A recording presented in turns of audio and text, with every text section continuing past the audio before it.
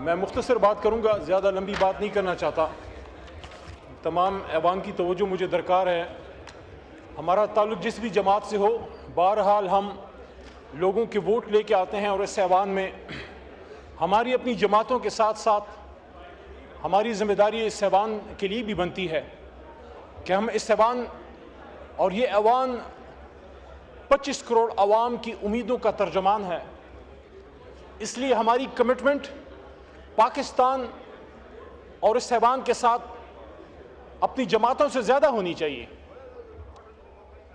जनाब deputy speaker साहब, यहाँ तौजीह पेश की गई कि जब 26वीं आईनी तरमीम हुकूमत ला रही थी कि इससे हम पार्लियामेंट को तवाना करना चाहते हैं, और फिर मिसालें पेश की गई जनाब डिप्टी स्पीकर साहब, आपकी जमात के लीडर भुट्टो साहब की, जो हम सब के लिए काबिल एहतराम है, और बेनज़ीर साहिबा की कि वो शहीद हुई और उनकी हुकूमत ख़त्म हुई 18 महीने में एक बार, 3 साल में एक बार, फिर मियाँ साहब की 2 बार। ये सारी बातें हमें यहाँ सुनाई गई कि वज़राए आज़म शहीद हुए, वज़राए आज़म अपनी टर्म पूरी नहीं कर सके। ये बात हकीकत है, मैं इससे इनकार नहीं करता।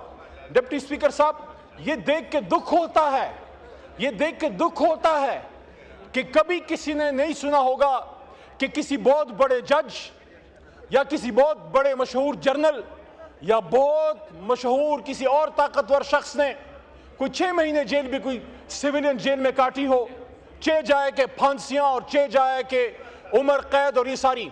लेकिन मेरा सवाल इस पार्लियामेंट से ये है कि जब तक आप पिक एंड चूज करते रहेंगे, मेरा लीडर और तेरा लीडर, जब तक आप ये तफरीक रखेंगे, ये पार्लियामेंट बेतौकीर होती रहेगी। यहां से लोग उठाए जाते रहेंगे, यहां जबरदस्ती आईनी तरामीम आती रहेंगी। मैं यहां पूछना चाहता हूं मेरे बहुत ही काबिल एहतराम हुकूमती बेंचों पे बैठे और खड़े हमारे मौजूद मेंबरान से कि मेरे भाइयों, मेरे बहनों, जब यहां मेंबरान को उठाया गया और उनकी खवातीन को उठाया गया तो वो आपकी कुछ नहीं लगती थी?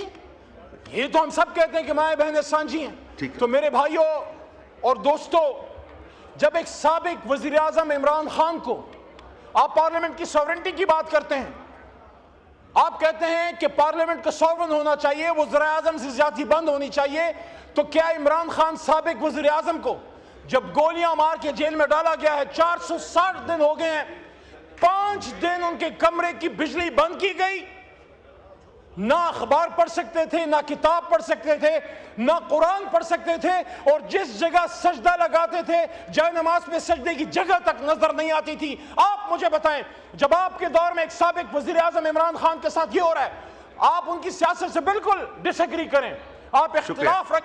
शुक्रिया जी, माइक खोले अली सर, 1 मिनट दे दें, मैं लंबी बात में कह रहा था, मैं नहीं जुम्मा है तो। और जनाब डिप्टी स्पीकर साहब, मैं इस ऐवान के सामने ये मुकदमा रखना चाहता हूं, मैं इमरान खान चेयरमैन तहरीक इंसाफ की बात नहीं कर रहा, मैं इमरान खान साबिक वजीर आजम की बात कर रहा हूं कि साबिक वजीर आजम के साथ जो किया जा रहा है, मैं उनका एक अदना एक कारकुन हूं, इस जमात का एक एमएनए हूं, 4 दफा गया हूं, बावजूद इसके कि चीफ जस्टिस साहब का ऑर्डर मेरे पास है, खुद वकील हूं, मुझे नहीं मिलने दिया गया।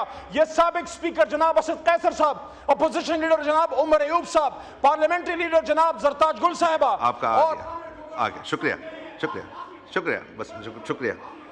इंजीनियर हमीद हुसैन साहब, अब बस आ गया, आपको मौका मिला आपको जी। 1 मिनट, अली अहमद साहब का माइक खोलें, ये माइक खोलें अली अहमद साहब का, अली मोहम्मद साहब का माइक खोलें। मेरे इस गुफ्तगू का मकसद जनाब डिप्टी स्पीकर साहब किसी से रहम की अपील करना नहीं है, वो खड़ा है आदमी फेस कर रहा है, लेकिन इस मुल्क की फिक्र है। जिस तरह कल रात पीआईए का जनाजा निकाला जा रहा था, आप सब इकट्ठे हो, इमरान खान को बाहर लाएं, कौम के लीडर को बाहर लाएं और पार्लियामेंट में बैठ के मशवरा करें, वो अमरहुम शूरा बैनहुम, तब ये मुल्क आगे जाएगा। इमरान खान को दीवार में चुनवा के आप कुछ नहीं कर सकते। शुक्रिया शुक्रिया।